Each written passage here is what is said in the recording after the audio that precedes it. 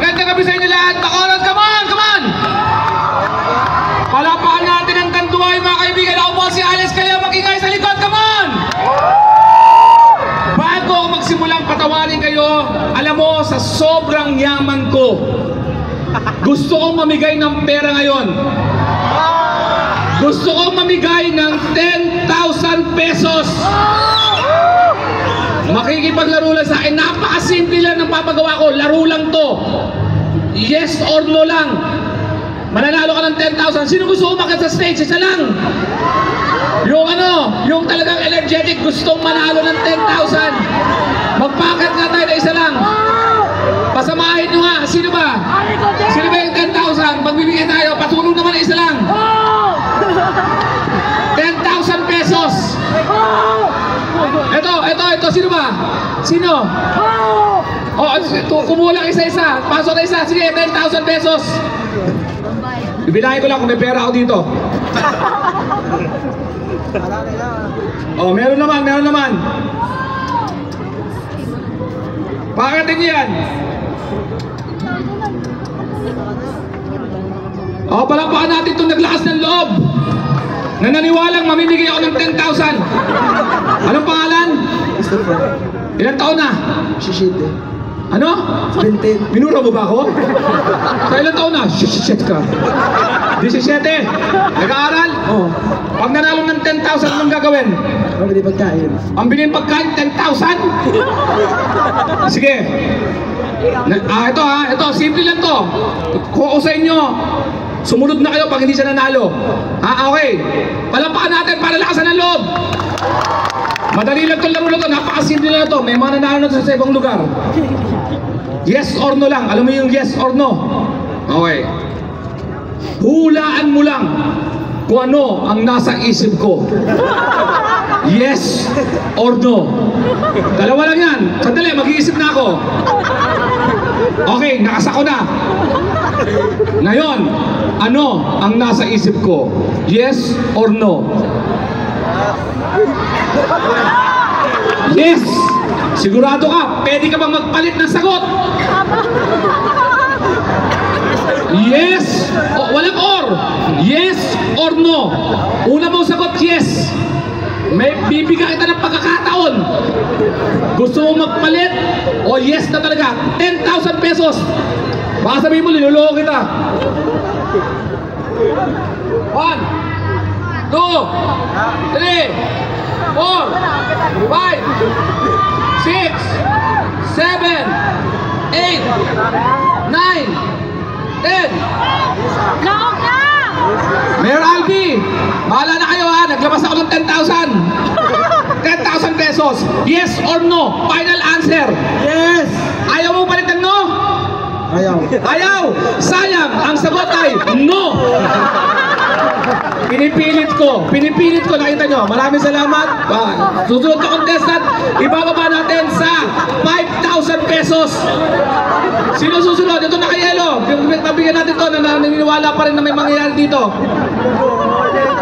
5,000 pesos na lang ha. Boba, sayang eh. Halika, may dalawang pagkain. Mami, naghihintay niyan. Dito ka. 5,000 pesos. Sayang, malapit na siya eh. Di ba pinipilit ko? Ayaw eh. Kumakaway pa eh. Okay. Asan yung kaibigan mo? Bilang nagtakbuhan. Kinahiya ka eh. Ano pangalan? Divine. May asawa? Yes. Yes, may anak? Dalawa, okay. Anong gagawin sa 5,000 pesos? Pinagli ka ba sa tawa? Lahat ng tanong ko, ano pangalan? Divine. Okay, anong gagawin sa 5,000? Food trip. Puro pagkain dito sa Bacolod, no? Sige, alak! Sige, alak! Okay. Ulaan mo lang kung anong nasa isip ko. Yes or no. Bago ako sumagot, ang nasa isip ko kanina ay no. Tingnan mo ha, ang hula no isa, yes. Anong hula mo ngayon? Di syempre no. No! Sandali! May pagkakataon ka bang magpalit? Yes or no? No! No! Sayang! Yes! Kailangan ko ng bata. Yung bata maliit para masaya. Sino may bata dyan? Para maganda mga bata. 1,000 pesos. 1,000. Gusto ko bata. 1,000 pesos. Bata, halika. Yung isa nakapula. Sayang. 1,000 pesos. Mag-packet kayo ng bata dito. Utang na loob. Ayan, itong bata. Uy, sayang tumakbo. Halika na. Bata, papuntahin nyo dito. Gusto ko mamig... Ito, halika. Naka-blue. Ito, naka-blue. Tingnan nyo kung gaano kagaling ang mga bata kung manghula. Halika dito. Huwag mo hawakan yung edits mo. Ito, matakbo na kaganon eh. Parang... Halika dito. Halika dito. Huwag ka nang tumingin. Okay. Ano pangalan? Hey. Ha? Hey. Hey? Hey? Hey. Hey? Galit ka? Ilang taon? 11. 11. Saan yung mga tropa mo? Wala. Wala kang tropa? Paano pag nanalo ka ng 1,000? Anong gagawin mo sa 1,000? Pang-load. Pang-load? Ba't marami ka ba ka-text? Nagda-download ka ba ng porn? 1,000 ang laki nun ah. Okay. Papahirapan ko, bata to eh. Hulaan mo lang kung ano nasa isip ko. 1, 2, 3, 4, o 5. Tingnan nyo kung gaano kagaling mga bata. 1, 2, 3, 4, 5. Ano nasa isip ko? 3. 3! Tama! Ang galing! Ang galing! O yun na, 1,000. Ganun kasimple. Ganito. Ba't parang hindi ka naniniwala? Naloko ka na ba? Yan. Okay, palapakan natin si Hayne. Okay, palapakan natin. Mga kaibigan, ako po si Alex Calleja. Isang munang masipag. Masikabong palakpakan, makulot! Alam mo, natutuwa ako, nandito ako dahil sa mga hindi nagtatanong, akala ko di na tayo magkikita-kita pagkatapos ng pandemic, sa COVID, akala ko mamamatay na tayo lahat. Pero alam nyo ba, ngayon, 51 years old, mag-birthday na ako, mag-52 na ako. Huwag kayong pumalakpak, nakakatakot ang 52. Ang 52 years old, pag nabalita mong namatay, ilang taon? 52? Pwede na. Masaya na rin yun.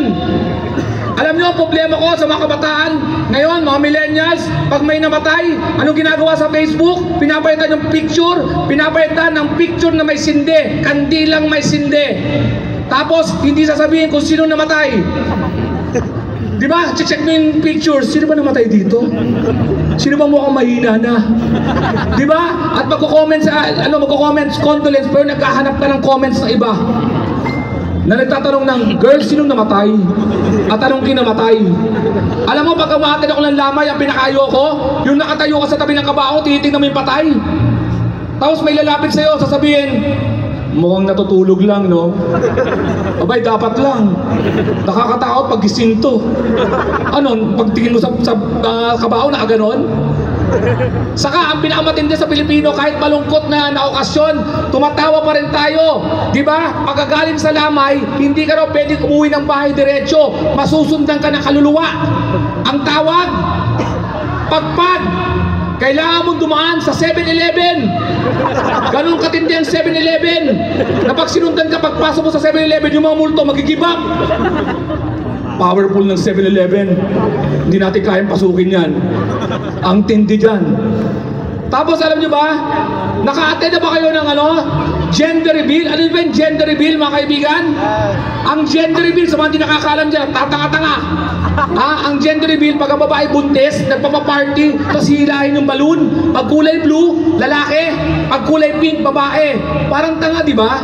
Binuhin mo kung kayong buntis, nagpa-doktor ka para alamin yung gender, ang mahal ng bayad. Nung sasabihin ng doktor, Mrs., ito po ang gender. Huwag niyo po sabihin, mag-usap po kayo ng organizer.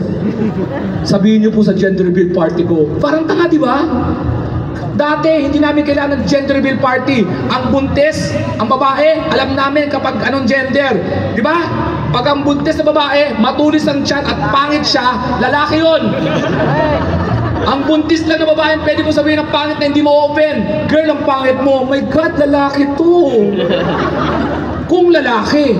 Paano kung babae? Nanganak ka. Dok, anong anak ko? Babae. Sabi pangit daw ako, kaya lalaki. Well, At least di lang gender ang na-reveal. Pangit ka talaga. Alam nyo ba, sa mga bata dito, nakikita ko mga kabataan dito, matuwa kayo sa mga magulang nyo ha. Alam nyo, may anak ako, dalawa. Isang 27 years old, isang 17 years old. Ang mga tatay at nanay nyo, lalong-lalo na ang mga tatay, ibibigay sa inyo ang mga hindi nila naranasan. Alam nyo ba, pinag-aral ko anak ko sa Lasal, mamahaling eskwelahan, kahit graduate ako sa AMA Computer College. May taga-AMA ba dito? O di ba ako lang? Wala man lang nagsinungaling. Huwag yung i-insulti ng AMA Computer College ha. Kami lang ang may endorser na si Sara Hieronimo, Daniel Padilla at Bong Revilla. Hindi sila nag-aaral doon. Nag-endorse lang sila. Pinag-aral ko ang anak ko sa Lasal. 120,000 ang tuition. Tricem 360,000. 4 na taon, 1.3 million. Kaya nung nagbabayad ako sa Lasal, sa campus, pagpasok ko sa campus, niyayap ko yung pinakamalapit na poste. Kasi ando doon yung 1.3 million. At nang graduate yung anak ko, millennial, ano sabi sa akin? Daddy, I need to rest. Wow, napagod ka. Saan napagod? Sa pagpapaaral ko? Saan magbabakasyon? Daddy, Japan. Japan! May nag-Japan na ba dito? Nako, ang hirap, ang saya sa Japan, high-tech. Pag ang Pinoy pumunta sa Japan, pag binuksan mo yung pintuan ng CR, pag binuksan mo yung pintuan, automatic, umaangat yung upuan. Nasisense ka. Dito, buksan mo yung pintuan, umangat yung toilet seat, multo yun. Magdasal ka na. Saka sa Japan, pag upo mo sa inodoro, automatic, umiinit yung upuan. Dito sa Pilipinas, iinit ang ulo mo. May ihi. Saka kahit anong mall papuntahan mo, Metro Manila, Visayas, Mindanao, pag pumasok ka sa mall at pagbukas mo ng cubicle, nakababa yung toilet seat, huwag kang matuwa. May sorpresa yan. Yung huling gumamit dyan, pati siya, hindi niya nagustuhan yung nakita niya. Kaya niya binaba yun, natakot siya. Oh my God! Pagbaba niya, sino yung tumahi na yun? Masasalubong mo papalabas. May tumahi doon, oh. Siya yun! At ang pinakamatindi sa Japan, yung bidet. Yung bidet. Pag sa Japan, pinundot mo yung bidet, paglabas ng tubig, putya, alam niya kung saan tatama. Sakto sa butas, sakto! Kahit lusog mo yung pet mo, sumusunod yung tubig eh. Nasa labas na ako, sinusundan pa ako ng tubig eh. Dito sa Pilipinas, gumamit ka ng bidet, utang na loob, mag-ingat ka. Testing mo muna sa pader. Ang lakas ng pressure, buwabasag ng pader. Pwede mo pang disperse sa mga nag-rally. Nakakita ako ng bidet, ginamit ko dito, hindi ko tinesting, tinira ko sa pet ko, yung tubig, lumabas sa ilong ko eh. Daming kapahamakan dito sa Pilipinas. Oo, sa Pilipinas. Alam mo sa aeroplano, pag sumasakay ako sa aeroplano, nagpunta ako dito sa Bacolod, di ba nag-aeroplano kami? Inisnays ako sa airport, bawal ang bottled water.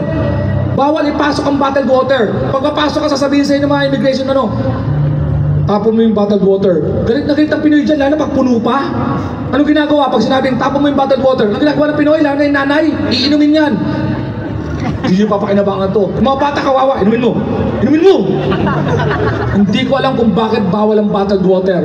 Wala pa ako nakikita sa news na hijacker na nakaganyan sa aeroplano may hawak na bottled water. Ano, pag hindi nyo binigay yung gusto ko, babasahin ko itong aeroplano. Pero alam nyo, ngayon mag-overnight ako sa Bacolod. After 5 years, bumalik ako dito. Takot ako mag-isa sa hotel. Kasi takot ako sa multo. May multo ba dito sa Bacolod? Sabi na eh. Nakaramdam ako eh. Nakakainis ng multo, no? Dati alas 12 lang sila nagpapakita. Ngayon, sa isang pelikula, may alas 3 pa. Parang tanga, di ba? Nakasurvive ka ng alas 12, maghihintay ka pa ng alas 3. Akala ko mga tao lang apektado. Pati pala mga multo, nag-uusap sila sa umaga. Ba't mukha kang puyat, girl? Na-assign ako sa alas 3. Ang dami ng gising.